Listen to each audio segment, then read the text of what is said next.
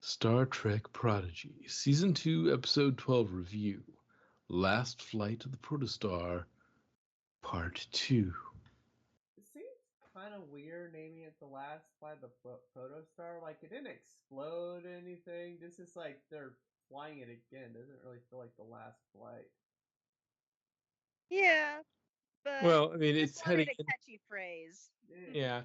And it's more that it's heading out into space.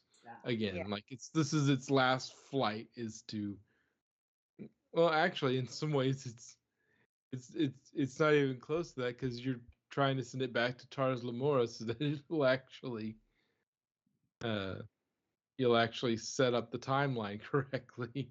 So this is just the beginning of the flights of the protostar. Because by the time it gets to Tars Lamor, then in years to come it'll just be in Tars Lamor, and then they'll have their whole season 1 adventures on it. So True. And hey, if they fix everything, Ajit will probably be alive again. Maybe. Oh, That was weird. who will be alive again? Sorry, the bird guy. I forget his name. Oh, a Dreek. Adric, yeah. Yeah, I don't know how this whole temporal mechanics is going to work when they complete the loop. It's like this always happened, so they have to complete in order to prevent the time. Like it gives you a headache because the Loom are attacking an incomplete timeline, a broken timeline. But in order to fix the timeline, they've got to close the loop. But if they close the loop, they've already closed the loop, and so the Loom should have never been attacking in the first place. Time travel. I got a headache. Hey, would you say you have a temporal headache? It's in his temporal lobe.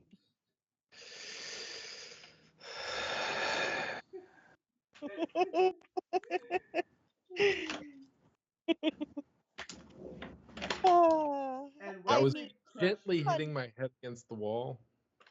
Probably couldn't hear it.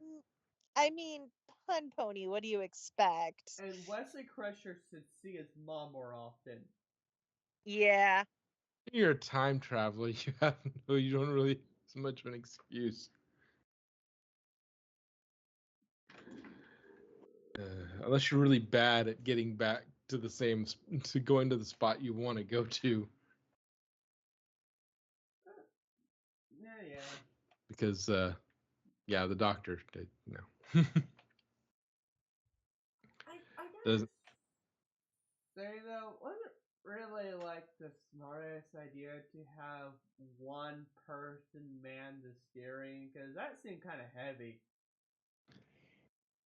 He was it's kind of like, I don't drive, but say, you know how when you're riding your bike you turn your handlebars and that's the direction you're turning? Yeah. With a rudder like that, with a rig like that, you have to turn it in the opposite direction, kind of like when you operate a not forklift, a jack, uh one of those things that you move pallets. Um that you turn it in the opposite direction. Oh yeah. So he's turning it the wrong way. So in order to steer left, you have to push right, basically. I didn't notice he was And going the he's wrong way. pushing left. He's pulling left to thinking he was trying to turn left when he should have been pushing right to turn left. He didn't realize it, so they ran over, and you noticed they pushed it the other way. Yeah, and it was two of them because that was faster. It was Yeah, they like, wanted it. if They he wanted had been steering properly, it wouldn't have been a problem. Yeah, Okay. He could have done it it's by just himself. You know. he didn't know how to do it, and But rather than and he didn't realize he didn't know how to do it because logistically speaking, like when you're steering a steering wheel, you're turning in the direction you want to go. But he's not, he didn't realize you have to turn the other way. So I think, I mean, I understand the exasperation, but I think Chakotay was a little hard on him about, like, oh my God, what are you doing? You're an idiot type mentality, when it's just like, okay, no. But I get it, because he was like, you know, we almost died, you dumbass. Let's not do that again. Yeah, exactly. Yeah, which that it hurt his confidence, on top of the, again, him saying it, like, he's even reminds us, like, yeah, no, I saw something in there that, like, I probably shouldn't have seen. Yeah. And And that's just, it's just piling on that. his worldview was shaken by seeing that maybe I wasn't meant to command. And then it's like, I can't even do this simple thing. Maybe I really do suck.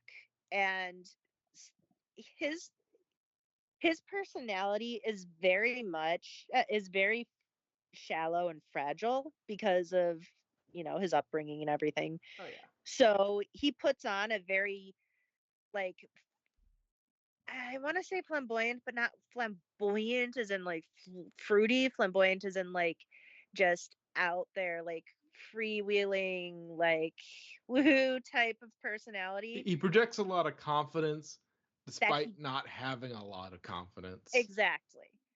And so when after seeing that and then being told you don't know what the fuck you're doing, he's just like, what's my point? Why am I even here? You know? And so Chakotay had a nice little chat, and it's like, listen, everybody has a place, and maybe yours is sweet, maybe it's not, but you can't just give up because you Well, hit a and roadblock. yeah, and it just, like, everybody pitches in, just a leader pitches in when they need to. Yeah. It's Yeah. sort of, it's like, it's that, if you want to lead, you must be ready to serve, sort of situation. Yeah. One thing I just realized, as morbid as this sounds, it's probably a good thing that his officer, bird guy, did not make it back with the antimatter, because there would be no way just those two, because Janeway doesn't really count, could have steered the ship by themselves. Yeah, true. Although, like, they also purged all the antimatter and the protostar, like, on their way down, probably, Yeah. or while they were down there. So they weren't planning on getting off the planet Yeah. until Adrik's just like, you know what, I'm I'm bored. I'm Let's I'm go. I'm tired of this. I want to go home. And so that's probably why he went to find the antimatter. Let's see. Oh, now we can say it's a ship. Yep. So do you think they got it in ship shape in time? Oh, definitely. Well, the thing is, the funny thing about this is, now, like, it's now spaceborne. Okay, you've got power, so you've got replicators, so you can start making, replacement parts and making repairs and whatnot. And I'm just thinking, like, okay, you've got no excuse, because you've got lots of hands that can work on the protostar. Because, like, just like, how do you guys know how to work on the protostar? It's like, again, we ride this thing in the future. Like it's our ship in the future. We've done it. Like Jenkum's the engineer, but like everybody works a little bit on it, and so it's like they'll probably have that thing as often as they had to patch it together over their time with it. It's like they probably will have that thing relatively good shape outside of the the special drive. They'll have everything else running pretty well pretty soon. So like, and also it means that assuming this loop closes, that this protostar in the drive was actually something they put together. So they were running on their own drives, so they were marveling at it. It's like, yeah, no, you put that together, which makes me wonder as well as like they're going to eventually, with time shenanigans, in order to close the loop, they're probably going to be going back and messing with the infinity as well to get that to do what it did, because they're probably the ones that went back and messed with it and got those, unless it was Crusher that did it and was like, oh yeah, no, I've scanned the timeline and oh yeah, you need this, don't worry about, we need to fix those because that we needed that to go on. They're like, oh, don't worry about it, I already took care of it. But yeah, I saw what you did, I saw what you needed, I just sort of tinkered a little bit. I know how to get in and out without you noticing, so I just tinkered with it enough that it did what it needed to do, so the timeline would continue in the way it needed to continue. Yep. Did anybody else go like, Beverly, before she showed up on screen? Who? What'd you say? When Janeway called Wesley's mom. Oh yeah. Oh, I didn't quite catch Beverly. I was like, oh, okay. Yeah. I didn't because I don't really know who she is. She's Picard's sort of love interest / the widow of his best friend. And was also the chief medical officer of the Enterprise D. Through most of it. We did have that. We did have a Plasky for a while. Yeah, Plasky for a season, which she was good in her own way. But like, there was her Crusher, and then Plasky for a season, and then we got Crusher back. Yeah. Gates McFadden also worked as a choreographer on Labyrinth. Yeah. But yeah, she's Leslie's mom that Picard thinks has got it going on. Wes. You were about to sing it. And now I've got this thing in my head of Patrick Stewart singing, oh Wesley's mom has got it going on. She's all that I want, and I've waited so long. I know it might be wrong, but I'm in love with Wesley's mom. I guess. Oh my god. I guess Picard's helping out with the Romulus thing. Yeah. Yeah, that's what he's doing at this era. Evacuation. Yeah, because we're closer to we're around sort of post Voyager. So because Janeway's back, so we're a few years post Voyager. Back, and she's got the grays and stuff in there. This is probably, what was it? I think 4 years after Voyager or something, 5, something like that. Yeah, I don't know how long, but it was long enough that she's got her stuff happening, and like this point in history, this is pre the supernova that wipes out, or Romulus. Yeah, if it's not it's it's like right afterwards. It's right around that time. Like they were initially trying to get them out, and then I think there might have been some more evacuations post. But Yeah, and I don't remember that exact timeline as to exactly how that timeline, what the timeline was that for that when Picard was doing that. But I mean, um, they also bring this up in the series Picard. He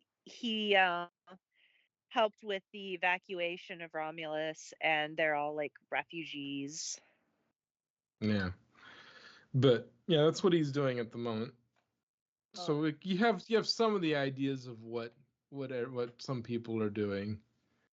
Like you could go around the horn and know what some of the active people are doing. Like Archer and Kirk are way in the past, but you have They'd like be long dead. yeah, but like well, depending on when in Archer's timeline, he might be in the future at a certain point in his timeline, he goes to the future, but think anyway, you try wrapping your head around temporal mechanics, give yourself a headache. But basically, yeah, you have Janeway, Picard, and Sisko are the captains of the era, and we know what Janeway's doing. We know what Picard's doing. We don't know if it depends on which. Like, there's some novel continuities where Sisko comes back and like then he stops being like commander of Deep Space Nine, and then he gets like a ship or something. I don't know exactly what all it is, but like he's like I don't think we've ever had a full like reckoning of what Sisko's doing right now. The only books I've read, I think you know. Yeah, I take a wild stab that it has to do with a single letter. Yeah. Most of them have Q puns in there. They have Q in the title. IQ, Q Q squared, Q in law. Oh my gosh, is one of my favorites because it's Q versus Luoxana Troy. I forgot That this is from the previous episode, but it's not like a huge thing. I just find it funny and cute. When Hollow Janeway, telling them the story right, she makes herself coffee. Oh yeah, yeah. Yeah. That's the kind of thing that Odo does. In that she's a changeling and he doesn't eat or drink, and so he just like he creates himself, and then he creates like a glass, and then as he pretends to drink, the liquid in the glass goes down because he controls that as well. So he just sort of makes it disappear back, and he sort of reabsorbs that bit of it back into himself. Yeah. That's just cute. Yeah, but we don't know what Sisko's up to. If he came back, what happened? But I don't think has there ever been a canon explanation of what Sisko's been up to? I don't believe so. Nothing on screen. Nothing on screen, no. Like there's books that have after Sisko, like after DS9, Sisko just like is no longer mentioned. Yeah. I'll fully admit that. Which would be interesting to bring is Avery Brooks, his name, back Brooks. and see have him do a thing. Like there's a billion things you could have him do and be plausibly like have him on Bajor, have him at DS9, have him at Bajor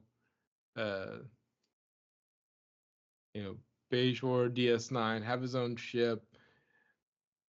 being going back and designing starships again, because that's what he did beforehand.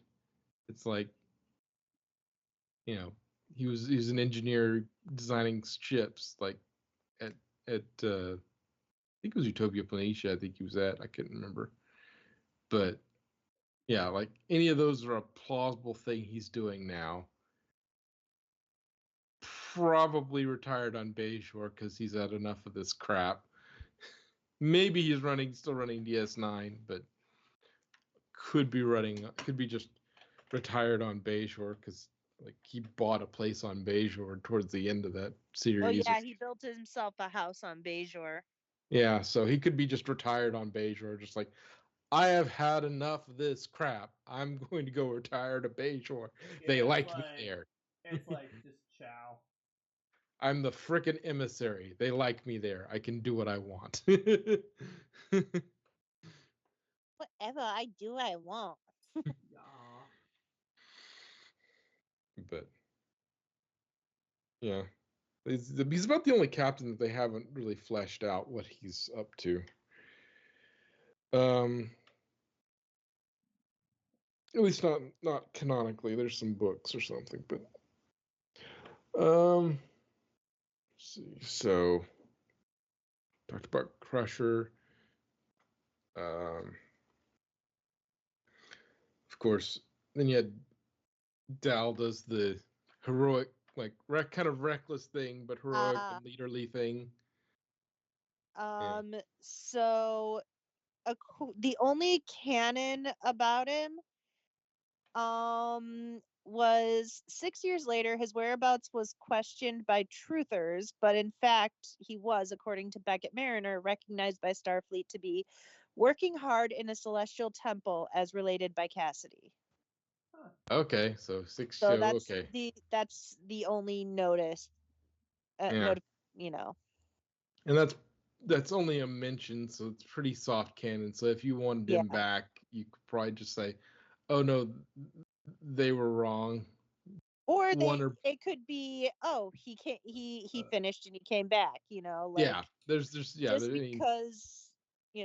because he's working there now, yeah, doesn't mean he can't be like, come back same as ever, like, hey, yeah, and oh shit, my kid's all grown up because Cassidy was pregnant when he left. Yeah, yeah, he could be, there's no telling. He could be just a guy living on Bayshore. It's like, yep. Nope, the prophets no longer needed my help, so I'm retired. And I'm kind of like, he did say he would return someday. yeah, he came back, like, you know what, we're gonna go to Bayshore. We're gonna start I'm gonna start a New Orleans style restaurant on Bayshore. Yeah, Just because. sounds about right. he does his Cajun thing. Yeah, he's gonna just start a New Orleans style restaurant on Bayshore. That would be interesting because if you think about it, like using local grown, local animals, local like food sources to create a more traditional dish from another culture, those always end up tasting really cool. So imagine like Bajoran grains and Bajoran fish, like, Yeah, and Bajoran bugs technically, because crawfish are insects. Yeah. Well, they're crustaceans, which but is yeah, part of. there are arthropods, but Yes. they're the cockroaches of the sea. Tasty, tasty cockroaches. what else was? But yeah, like you could if he was interested in ever reprising the role for a little bit, you could have him.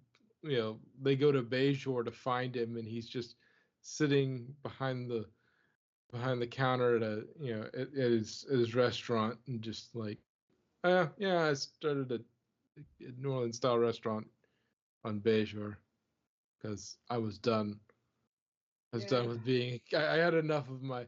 The Dominion War was more than enough for me. I'm happy just being here. I have better things to do with my life. Yeah, So if you need help, look somewhere else. yeah. You could have him having him like they're trying to convince him to come out of retirement for one more ride, and he's kind of belligerent and like, I don't want to do that. I want to sit here in my restaurant on Bejor, where I am beloved, and I am not dealing with your crap. And suddenly now you need my help. It's like, oh, okay. Eventually they convince him, and he goes and does something, and then he comes back. It's like, no. Like, are you gonna stay on in Starfleet after this? No, I'm going back to Beige, or I'm going back to my restaurant. We're gonna go have. We're not gonna deal with any more of this crap. Don't call me again. I remembered why I was, why I didn't do this crap. Like seriously. Remember why I retired. But yeah, so they're spaceborne again. So like Dal's got his confidence back. They're spaceborne again. The next thing they need is to get the protostar's proto drive working again, and then to Tars Lamore, and then they just need to find a way back without the protostar. So the question is, okay, they know about the I'm just gonna call it a bomb on the thing, the thing that's gonna destroy Starfleet. So they know about it. Do they actually have a way to, get? Well, they already it is. It's been dealt with. Yeah, we already had that episode. So like what happened wasn't good, but it's already taken care of. Okay, but it they already dealt with happened. it by blowing it up. Yeah. Yeah, but they did that at the end of the protostar's timeline. Yeah, but doesn't the protostar that they're currently on right now still have that device on it? Yes. Oh, but I see what he's talking about. They can't go to the to Voyager 2 with the protostar because the protostar still has that thing. Yeah, so it they would set it can't off. go to they can't go to get help from Yeah. So they have to do it on their own. But yeah, because they mentioned something about going to see Voyager, and so I see what he's saying. But yeah, you can't go see Voyager, but yeah, but yeah, they just need to get everything together, go to Tars Lamore, and plant it, and then everything. Then it'll sit there for a while, and then they'll interact. What? Yeah. They have to make sure they get back in time too, because we don't know what point in time they are. Yeah, but yeah, once the protostar is back where it's supposed to be, then it'll sit there until the events of the first season happen, and then the loop closes. And then everything's fine. Don't you love time travel? Yeah. I hate temporal mechanics. quote one of the great engineers of all time. I hate temporal mechanics. Oh yeah, in the first one that we forgot to mention, when they first introduced themselves, like they first come across them, and it's like, oh, it's those raiders, and it's like, I know, temporal mechanics, like temporal mechanics, Starfleet. You're Starfleet, god damn it, Starfleet cadets. Well, they were wearing Starfleet cadet uniforms, so. Well, yeah, but it's I can't imagine he was very surprised by them. Yeah. But no, recognizing them as the supposed galactic raiders that they claimed to be when they first met him, and then it's like, you're in Starfleet uniforms, you're freaking cadets, god damn it. I don't have time to babysit.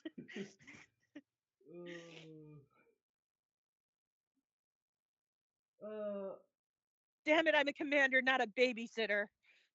Well, captain at this point. Captain, not a He was babysitter. Captain Chakotay, yeah. Oh yeah. I mean, He was during Voyager. But I mean, technically, he's still in command. Yeah, I mean, So if you're using it as the verb, one who does the verbiage of commanding, that yes, he was commanding, and so a commander, but a captain in rank. Here's the Yes. question.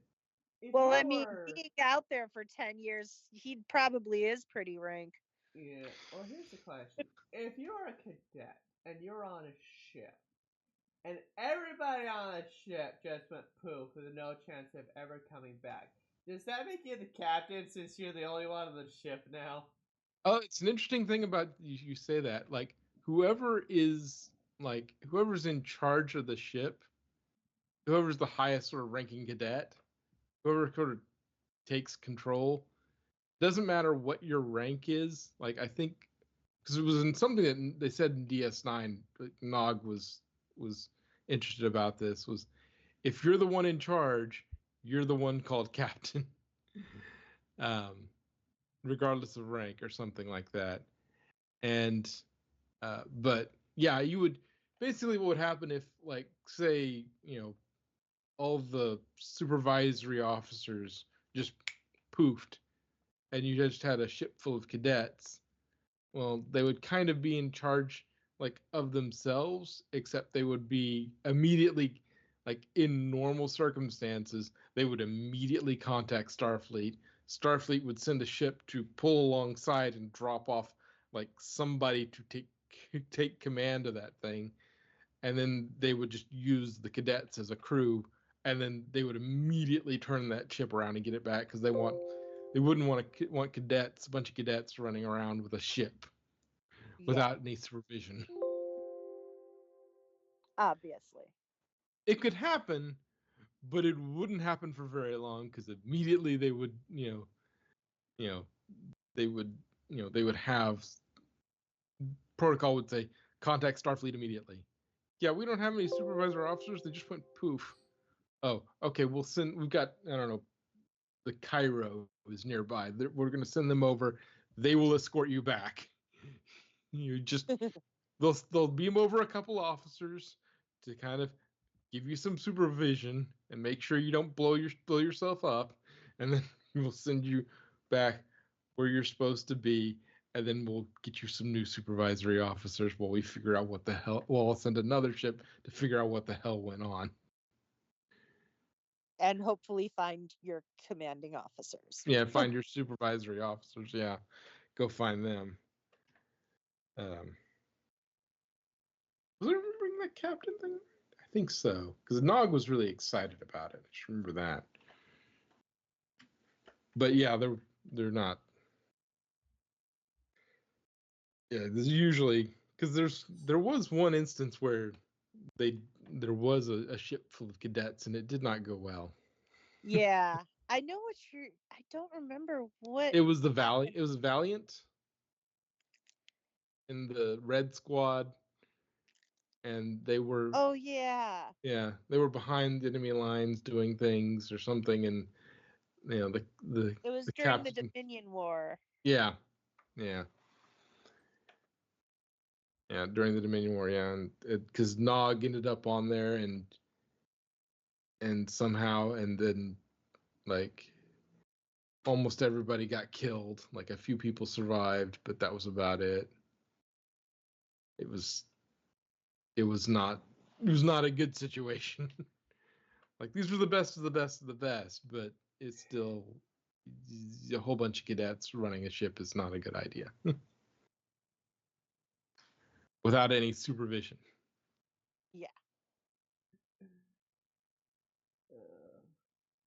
Let's see, anything else the episode?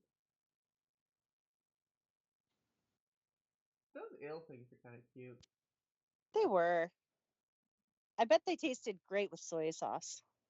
I gotta say though, like one time that was coming to my mind, like thinking for like doll or whatever, it's like, okay, if they eat lightning, then why are they trying to eat us? It's protein. The lightning sugar and the rest is protein. True. Or They maybe probably it's eat the like, fish as well. or maybe it's like, ooh, I have not seen this thing before. I wonder what it tastes like. Well, most shark attacks are caused by literally just that. Yeah, little nibble nibble. They they test. Oh, this is a strange creature. What is this? Is So it they food? Hom? yeah. No, it's So not they do food. it, and they let go. Yeah. Because I remember vaguely remember hearing that like we have a really relatively low fat content compared to what sharks are used to eating, so Yeah. they find us like too lean. Well, speak for yourself. But I taste like chicken of the sea. No pork. yeah. Yeah. Humans taste like pork. All of you. Although I'm kinda okay. I know it's not really water. We're just gonna call it water. I wonder what the buoyancy of that water's planet was. Cause it seemed like Dal could swim in it like regular water. Like I kind of thought it was like more cloudy type instead of like It it is, but keep in mind, like if you look at certain gases are heavier than air. oh, that's true.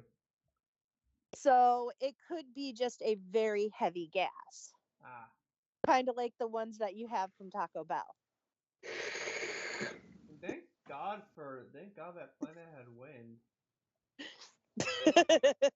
Well, with all the gas. And can you imagine? They make sail, the wind just stops. Like, oh wow. Oh God. And then cue the song Cabin Fever. God.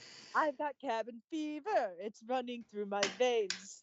So I've got how? cabin fever. It's driving me insane. So I forgot the exact number, but they had to like travel at like 10,000 light years or whatever. Something like that, yeah. Around that number. The question is, how much fuel do you think they have? Like, do they have enough to travel that far?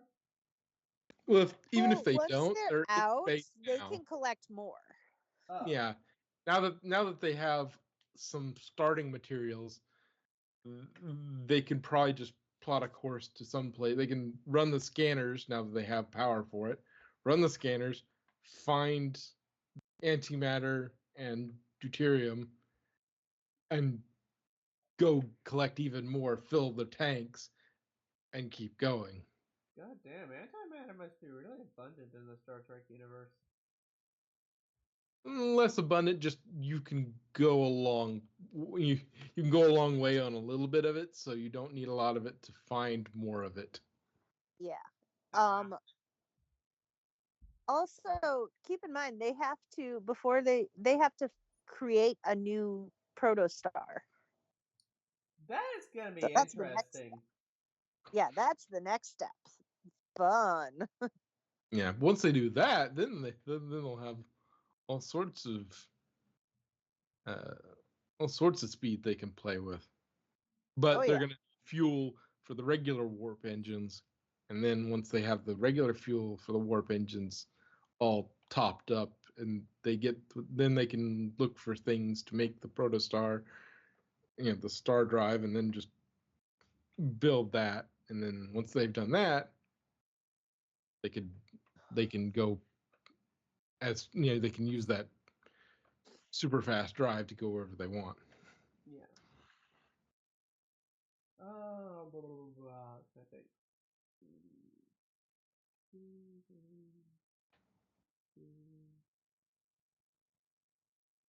They And all then have we'll their have part two to play. supervisory officers, Janeway and Chakotay. They got mommy and daddy now.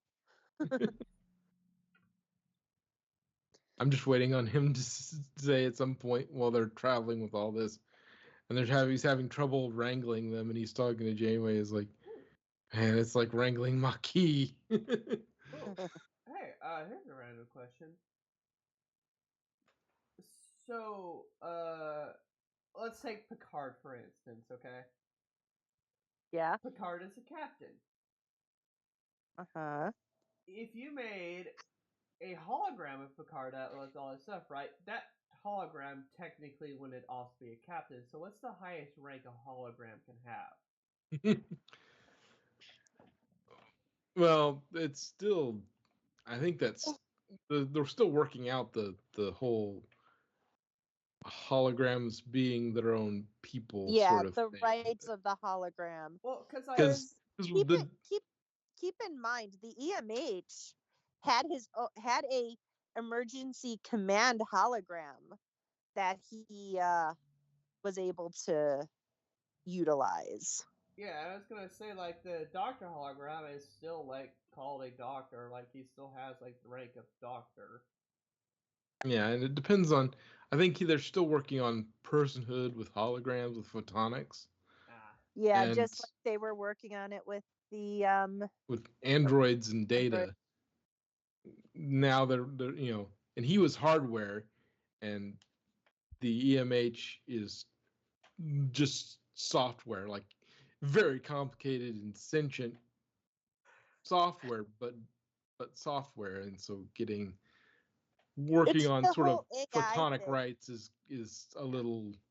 It's the whole are AI people question.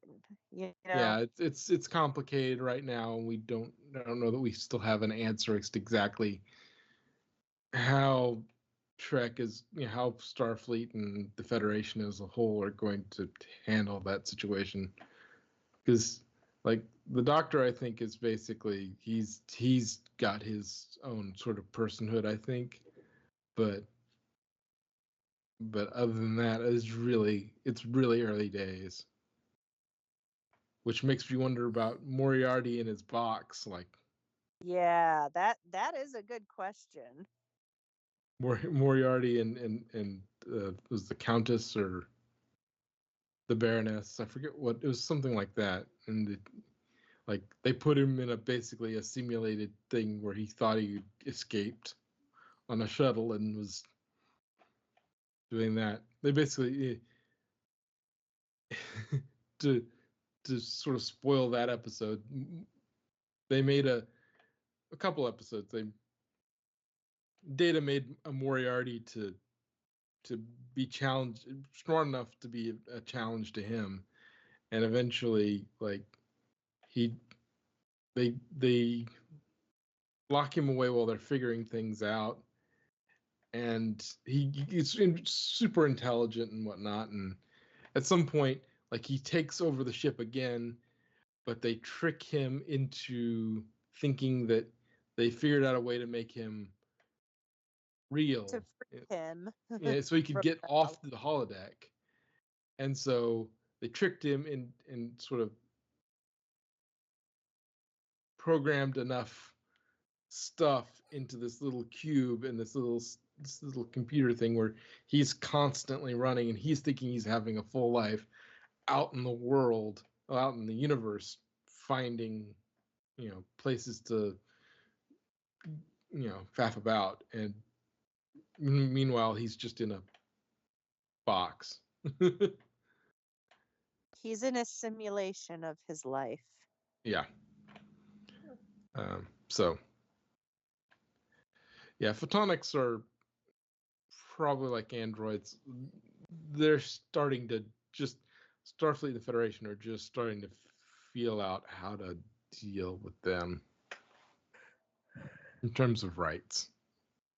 okay. Well, does anybody have anything else? No. I do not either. Well, good. Though I wonder about the red sand. That was weird. Why we never got that explained why there was red sand. Like it was like a bunch. If I remember correctly, there was like a bunch of the same color sand, and then right under the protostar, everything was like red. It was like a red sand. I don't know what that was about. Maybe there was red sand underneath the other sand, and like The protostar. Rust, maybe? Mm. Maybe. I don't know. Anyways, ciao. Oh yeah, Till next time. the rock with the fulcrum. Like, Archimedes, give me a lever and I can move the world. Like, he was just like trying to pull it off. I can do this. Okay. Now goodbye bye. Yes.